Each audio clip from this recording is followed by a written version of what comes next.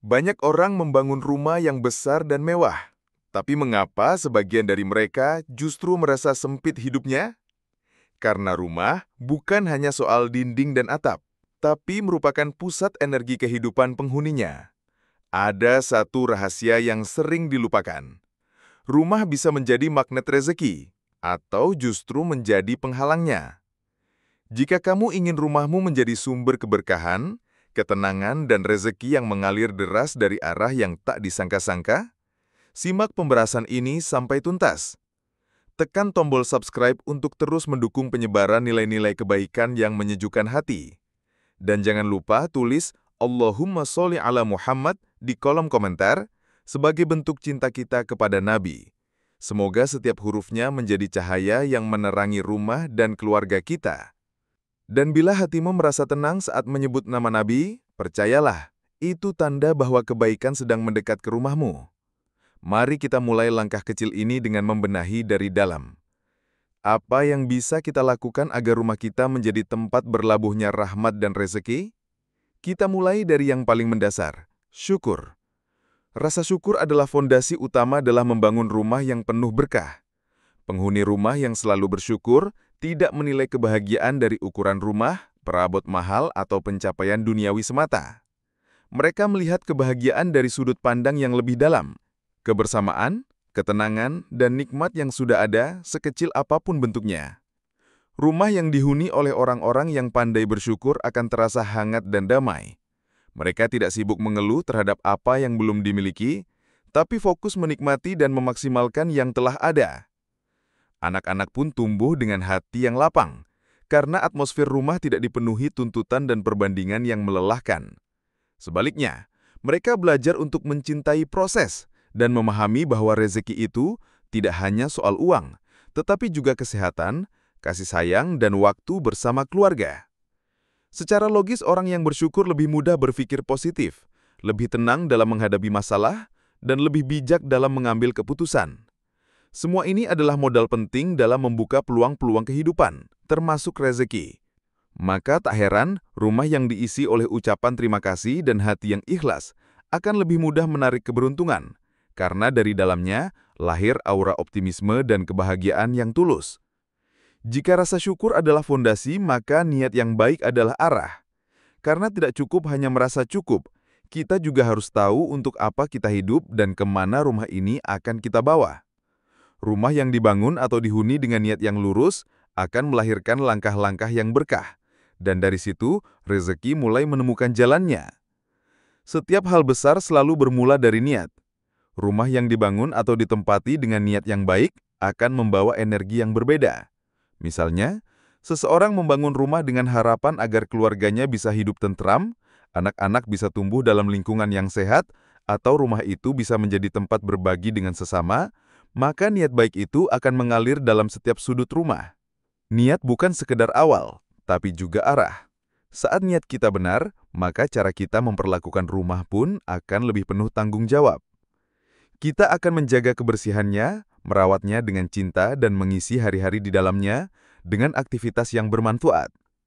Rumah dengan niat baik tidak hanya tampak secara fisik, tapi terasa di hati siapapun yang datang. Suasananya adem, menenangkan, dan mengundang kedamaian. Logikanya rumah seperti ini akan menjadi tempat yang nyaman bukan hanya untuk keluarga, tapi juga untuk tamu, sahabat, atau bahkan tetangga. Kebaikan yang tersebar dari rumah tersebut akan kembali dalam bentuk peluang, bantuan tak terduga, atau relasi yang membawa rezeki. Karena pada dasarnya, niat baik adalah benih yang akan tumbuh menjadi keberkahan jika dipelihara dengan tindakan nyata. Tapi niat yang baik saja tak cukup jika tidak diwujudkan dalam bentuk nyata. Salah satu bentuknya adalah menata rumah dengan rapi dan bersih. Bukan untuk pamer atau pencitraan, tapi untuk menciptakan lingkungan yang mendukung pikiran jernih dan hati yang tenang. Jika kamu merasa tulisan ini mulai menggugah sesuatu dalam dirimu, tekan tombol subscribe sekarang juga. Semoga setiap konten selanjutnya bisa menjadi pengingat lembut untuk perjalananmu menuju rumah yang diberkahi. Rumah yang rapi dan bersih bukan hanya enak dipandang, tapi juga mempengaruhi psikologi penghuninya. Ketika ruang-ruang tertata dengan baik, udara mengalir lancar dan benda-benda diletakkan sesuai fungsinya, pikiran pun menjadi lebih jernih. Sebaliknya, Rumah yang kotor dan berantakan seringkali menciptakan suasana hati yang gelisah, lelah, bahkan bisa menimbulkan konflik kecil dalam keluarga. Kerapihan mencerminkan manajemen hidup. Orang yang terlatih menjaga kerapihan rumah biasanya juga terlatih mengelola waktu, keuangan, dan emosi. Ia tahu kapan harus membersihkan, menyimpan, dan membuang. Ini bukan hanya tentang disiplin, tapi juga tentang kepekaan terhadap detail. Dari kebiasaan kecil seperti ini, terbentuklah karakter yang produktif. Dan produktivitas adalah pintu rezeki yang sangat besar.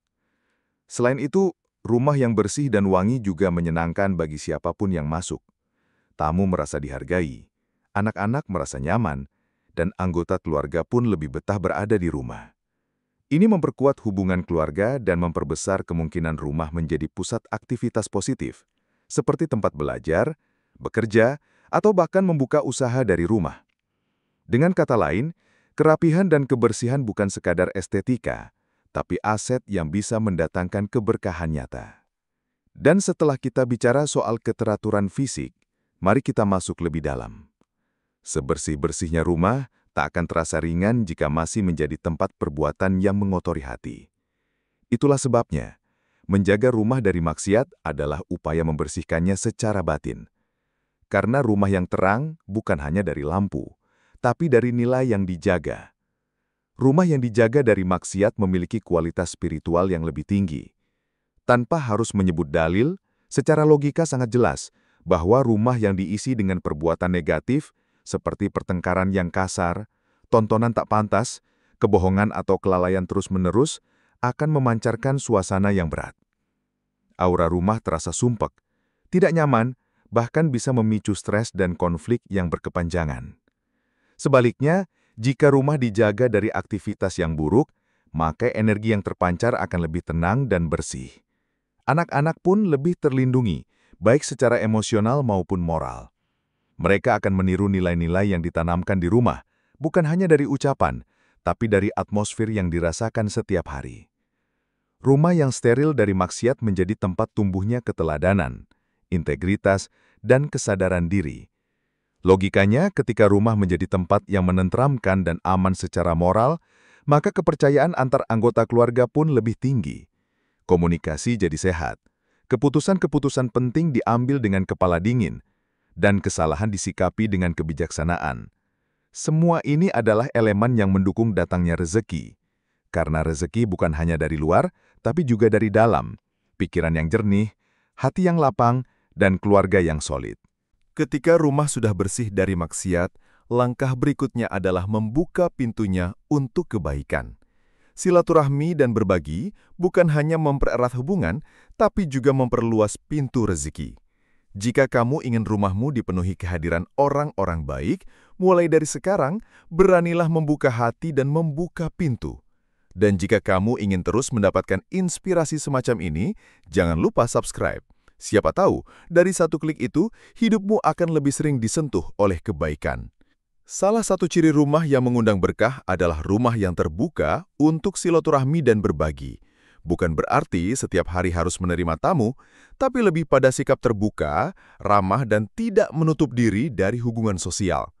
Rumah yang enggan menerima tamu, enggan berinteraksi dengan tetangga, dan kaku terhadap lingkungan sekitar akan terasa dingin, bahkan bagi penghuninya sendiri. Silaturahmi bukan hanya mempererat hubungan, tapi juga memperluas jaringan kehidupan. Kita tidak pernah tahu, dari obrolan ringan dengan teman lama atau kunjungan tetangga yang sederhana, bisa muncul peluang rezeki atau inspirasi baru. Rumah yang sering dikunjungi orang-orang baik akan membawa masuk energi positif dan keberkahan yang tak terduga. Selain itu, rumah yang suka berbagi, meski hanya makanan sederhana atau tempat berteduh sebentar, akan menjadi rumah yang hidup. Suasana seperti ini akan ditangkap oleh anak-anak yang nantinya tumbuh dengan karakter peduli dan peka terhadap sesama. Mereka belajar bahwa rumah bukan tempat egois, melainkan tempat memberi dan melayani. Secara logis, orang yang memiliki jejaring sosial luas, sikap terbuka, dan mudah berbagi akan lebih mudah mendapatkan kepercayaan, pertolongan, dan peluang ekonomi. Karena itulah, rumah yang menjadi tempat silaturahmi bukan hanya mendatangkan berkah secara spiritual, tapi juga memperbesar potensi rezeki secara nyata. Rumah yang menjadi tempat silaturahmi sejatinya sedang menjadi wadah aliran energi positif. Dan agar energi itu tidak putus, kita perlu menyalurkannya melalui doa, zikir, dan kata-kata baik. Rumah yang dipenuhi doa akan memantulkan kedamaian, tak hanya bagi penghuninya, tapi juga bagi siapapun yang datang bertamu. Setiap rumah memiliki jiwa yang terasa oleh siapapun yang masuk ke dalamnya. Ada rumah yang sederhana, tapi terasa sejuk, damai, dan membuat betah. Ada pula rumah mewah yang terasa hampa, kaku, bahkan membuat gelisah. Salah satu pembeda utamanya adalah frekuensi energi yang mengalir di dalam rumah tersebut. Dan ini bisa dibentuk lewat doa, kata-kata baik, dan kebiasaan positif. Doa bukan hanya ritual, tapi bentuk komunikasi dan penguatan batin. Ketika penghuni rumah terbiasa mendoakan satu sama lain, saling mengucap kebaikan, dan menjadikan rumah sebagai tempat bersujud serta merenung, maka suasananya akan berubah. Rumah menjadi lebih hidup secara spiritual, lebih hangat secara emosional, dan lebih tenang secara mental. Kebiasaan seperti mendengarkan bacaan yang menyejukkan, berbicara dengan nada lembut, dan menyebarkan senyuman akan menumbuhkan suasana penuh cinta.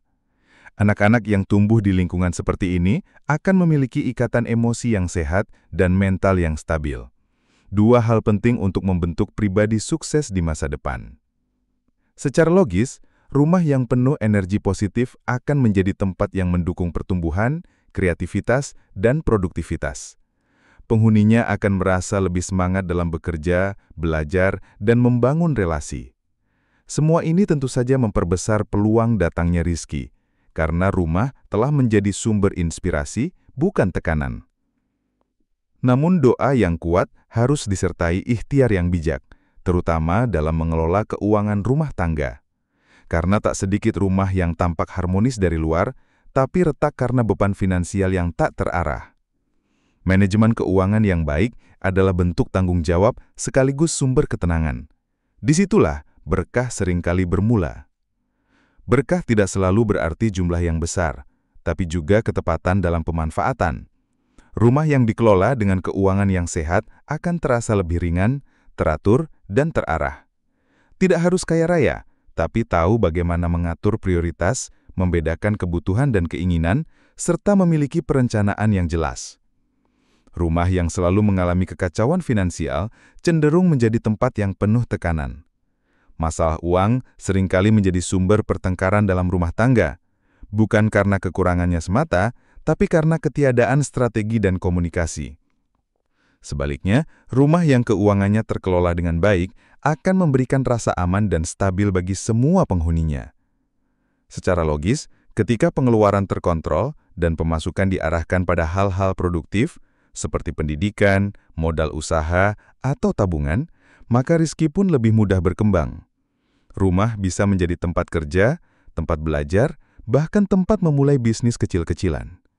Inisiatif seperti ini tumbuh dari rasa tanggung jawab dan kebiasaan finansial yang bijak.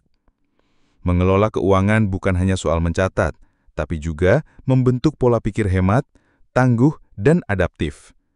Dan rumah yang memiliki fondasi ini akan jauh lebih siap menghadapi tantangan ekonomi apapun.